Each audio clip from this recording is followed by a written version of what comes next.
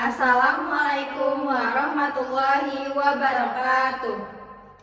Kami dari kelompok 6 ingin menjelaskan tentang pendekatan proyek. Perkenalkan, nama saya Amirat Malia. Nama saya Ainul Mardiah. Nama saya Salsabia Putri Andriansyah. Berikut penjelasannya. Model merupakan representasi 3 dimensi dari objek real. Model pembelajaran adalah suatu perencanaan atau suatu pola yang digunakan sebagai pedoman dalam merencanakan pembelajaran di kelas atau pembelajaran dalam tutorial. Model pembelajaran juga dapat dikatakan sebagai pola pembelajaran yang tergambar dari awal sampai akhir. Proses pembelajaran yang disajikan secara khas oleh guru untuk mencapai tujuan belajar. Salah satu model pembelajaran adalah model pembelajaran berbasis proyek atau project-based learning. Model pembelajaran berbasis proyek merupakan pembelajaran inovatif yang berpusat pada peserta didik atau student center dan menetapkan guru sebagai motivator dan fasilitator, di mana peserta didik diberi peluang bekerja secara otonom mengkonstruksi belajarnya. Model project-based learning merupakan suatu model pembelajaran yang melibatkan suatu proyek dalam pembelajaran. Ciri khas dari pembelajaran PJBL atau project-based learning adalah dihasilkannya suatu produk sebagai bentuk hasil belajar. Project-based learning dipandu oleh pertanyaan menantang. Project-based learning merupakan suatu pendekatan yang sudah lama, namun agar mencapai hasil pembelajaran yang optimal perlu dirancang secara sistematis. Untuk mencapai tujuan tersebut, perencanaan pembelajaran penting dilakukan sebelum menerapkan project-based learning agar dihasilkan pembelajaran yang efektif. Adapun tujuan-tujuan project-based learning antara lain sebagai berikut. Yang pertama, meningkatkan kemampuan peserta didik dalam pemecahan masalah proyek. Yang kedua, memperoleh pengetahuan dan keterampilan baru dalam pembelajaran. Yang ketiga, membuat peserta didik lebih aktif dalam memecahkan masalah proyek yang kompleks dengan hasil produk yang nyata. Yang keempat, mengembangkan dan meningkatkan keterampilan peserta didik dalam mengelola bahan atau alat untuk menyelesaikan tugas atau proyek. Yang kelima, meningkatkan kolaborasi peserta didik khususnya pada project-based learning yang bersifat kelompok. Teori yang mendasari pembelajaran berbasis proyek. Teori belajar yang melandasi model pembelajaran project-based learning itu ada dua. Yang pertama ada dukungan PJBL secara teoritis. Pengembangan pembelajaran berbasis proyek, project-based learning juga didukung oleh teori belajar konstruktivistik berdasarkan pada ide bahwa peserta didik membangun pengetahuannya sendiri di dalam konteks pengalamannya sendiri. Yang kedua ada dukungan PJBL secara empiris, yaitu menetapkan PJBL telah menunjukkan bahwa model tersebut sanggup membuat peserta didik mengalami proses pembelajaran yang bermakna, yaitu pembelajaran yang dikembangkan berdasarkan paham konstruktivisme. Selanjutnya, ada merancang pembelajaran berbasis proyek. Sebelum menerapkan PJBL, langkah pertama yang penting adalah memahami prinsip PJBL, sehingga memudahkan dalam menentukan KD yang cocok. Selanjutnya ada langkah-langkah merancang pembelajaran dengan model pembelajaran PJBL. Yang pertama, ada menuliskan KI sesuai dengan jenjang kelas. Yang kedua, menelaah KD manakah yang paling cocok diterapkan dalam pembelajaran dengan pendekatan PJBL. Yang ketiga, ada menuliskan kembali identitas RPP. Yang keempat, ada menuliskan indikator ketercapaian setiap KD, tentu harus bisa diketahui dan dapat diukur dan atau dibuktikan. Kelima, menuliskan tujuan pembelajaran. Tujuan pembelajaran dirumuskan setelah semua indikator KD ditulis yang menggambarkan target atau kondisi yang akan dilakukan dan diperoleh peserta didik pada saat proses pembelajaran dan setelah pembelajaran. Rumusan tujuan memuat audience dan behavior.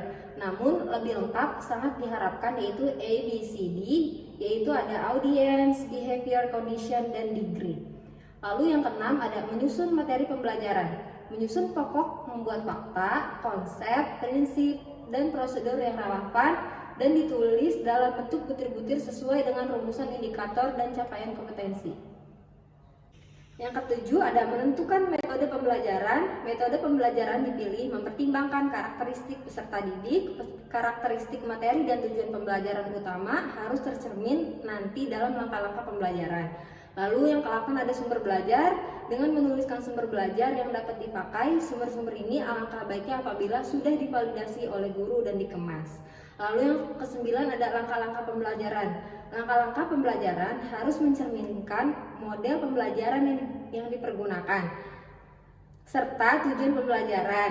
Langkah-langkah pembelajaran dilakukan melalui tahapan pendahuluan, inti, dan penutup. Lalu yang terakhir ada penilaian hasil pembelajaran. Itu ada 2, yaitu teknik penilaian. Teknik penilaian menggunakan penilaian otentik, penilaian kompetensi, pengetahuan, tes tertulis, dan rubrik penilaian produk.